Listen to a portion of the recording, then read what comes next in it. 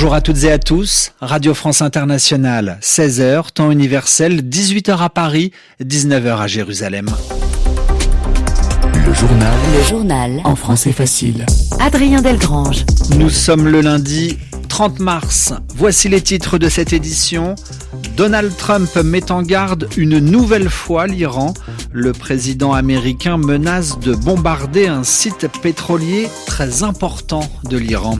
Une des conséquences de cette guerre au Moyen-Orient, l'essence est trop chère.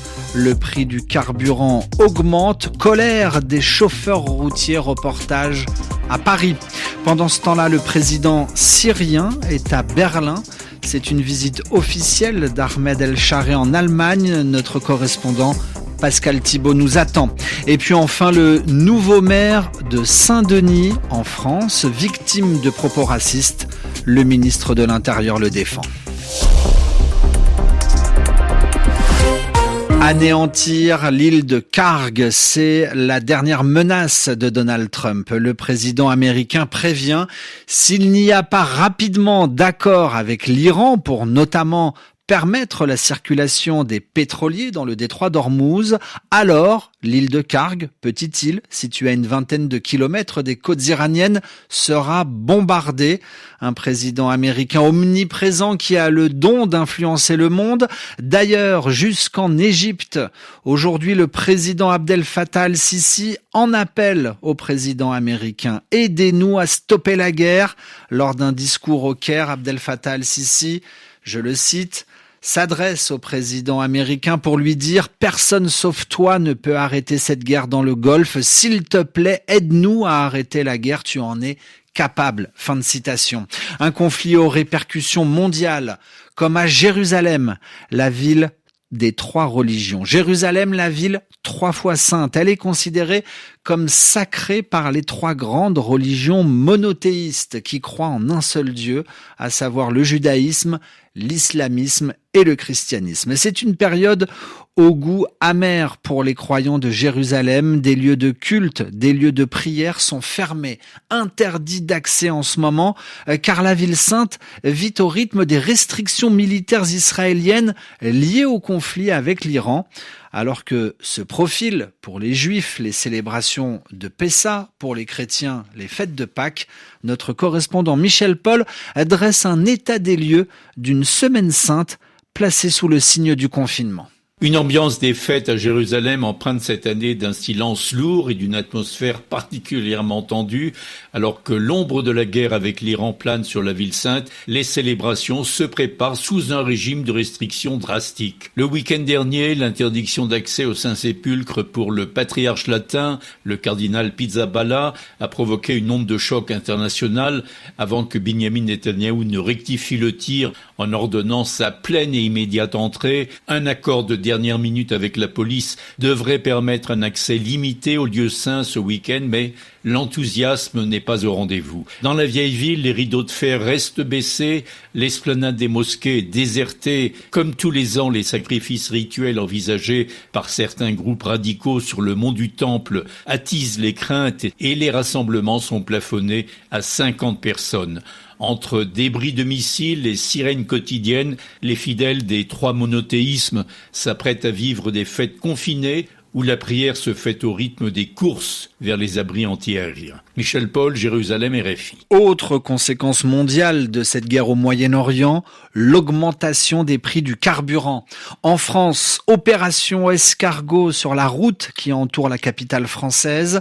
Les chauffeurs de camions, mais aussi des chauffeurs d'autocars ont essayé ce matin de se faire entendre en ralentissant la circulation sur le périphérique parisien. Reportage Pierre-Olivier. Depuis un mois et le début de la guerre au Moyen-Orient, la situation est devenue catastrophique pour de nombreux professionnels de la route.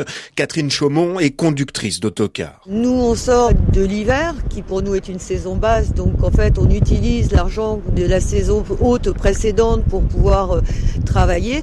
Et là, nos caisses sont pratiquement à vide. Des défaillances ont commencé dans tous les secteurs, que ce soit camions ou autocars. Et si ça bouge pas, il y en aura encore beaucoup d'autres. Des défaillances, autrement dit, des faillites. Pourtant, l'État a déjà débloqué 50 millions d'euros pour les camionneurs et les chauffeurs de cars, soit une ristourne de 20 centimes par litre d'essence. Insuffisant, estime-t-il, même en période de disette budgétaire.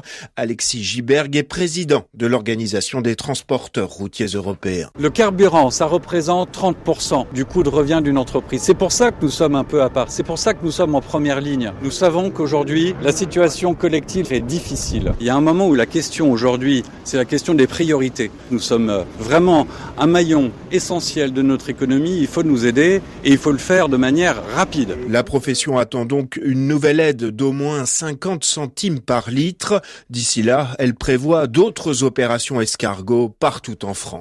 Pierre-Olivier, RFI à Paris, 18h06. Le président syrien était à Berlin aujourd'hui. Ahmed El-Shaaré en Allemagne, une visite particulièrement attendue en raison du nombre important de réfugiés syriens dans ce pays européen. Près d'1 million. Alors si on a parlé de la situation dans la région et du soutien allemand pour la reconstruction de la Syrie, Pascal Thibault, bonjour. Bonsoir. Le retour des réfugiés dans leur pays, la Syrie a joué un rôle central dans les discussions. Oui, le chancelier plutôt allemand, Friedrich Merz, veut que 80% de ces réfugiés à moyen terme rentrent dans leur pays. C'est un objectif partagé par Damas, d'après Friedrich Merz. Le chancelier estime que le statut de centaines de milliers de Syriens en Allemagne était lié à la guerre. Après la chute du régime Assad, il n'y a pas de raison pour Friedrich Merz pour que ces personnes restent dans son pays. L'aide économique de Berlin à la Syrie, 200 millions cette année, doit constituer un soutien. Une conférence a évoqué ces questions. Des sociétés allemandes ont annoncé des investissements en Syrie. Et ça n'est pas un hasard, le président syrien a aussi rencontré le ministre de l'Intérieur allemand. Des expulsions peu nombreuses ont déjà eu lieu. Elles doivent augmenter, avant tout pour des Syriens criminels. Mais les autres sont peu nombreux à profiter des programmes de retour au pays avec un soutien financier. L'objectif de Friedrich Merz paraît ambitieux. La situation difficile en Syrie, les besoins de main-d'œuvre de l'économie allemande, les nombreuses naturalisations suscitent des interrogations. Merci Pascal. Pascal Thibault en direct de Berlin pour le journal En français facile, l'actualité sur le continent africain. Nous avons appris qu'au moins 30 villageois ont été tués la semaine dernière lors d'une série d'attaques dans plusieurs villages situés dans l'ouest du Niger, tout proche de la frontière avec le Nigeria. C'est ce qu'a annoncé aujourd'hui un gouverneur de région à la radio d'État. 30 martyrs sont tombés et au moins 500 têtes de bétail ont été emportées par les assaillants. Nous en reparlerons dans Afrique Soir. L'actualité en France, c'est aussi le nouveau maire de Saint-Denis qui reçoit le soutien du gouvernement français. Bali Bagayoko est la cible d'attaques racistes, notamment sur une chaîne de télévision d'extrême droite en France. Ce matin, le ministre de l'Intérieur, Laurent Nunez, le défend. J'ai trouvé ces attaques ignobles. Voilà, nous sommes ici, nous sommes en France, c'est la République française qui reconnaît tous ses enfants, quelle que soit leur origine. Et on ne juge les gens que par rapport à ce qu'ils disent, à ce qu'ils font, au respect ou pas des principes de la République. Mais on reconnaît tous nos enfants. Le ministre de l'Intérieur chez nos confrères d'RTL suite aux attaques racistes dont est victime Bali Bakayoko, le nouveau maire, la France insoumise de Saint-Denis, grande ville située au nord de Paris. Et puis enfin, le directeur général d'Air Canada, poussé vers la sortie parce qu'il ne maîtrise pas assez bien le français. Michael Rousseau va prendre sa retraite d'ici fin septembre. Le conseil d'administration de la Compagnie aérienne nationale du Canada en a décidé ainsi. Après la mort de 2 de ses pilotes, il lui est notamment reproché d'avoir écrit un message de condoléances en anglais et non en français. Ce sont d'abord des élus canadiens Canadiens qui s'en sont offusqués. Puis le Premier ministre canadien s'est dit lui-même très déçu de cette communication.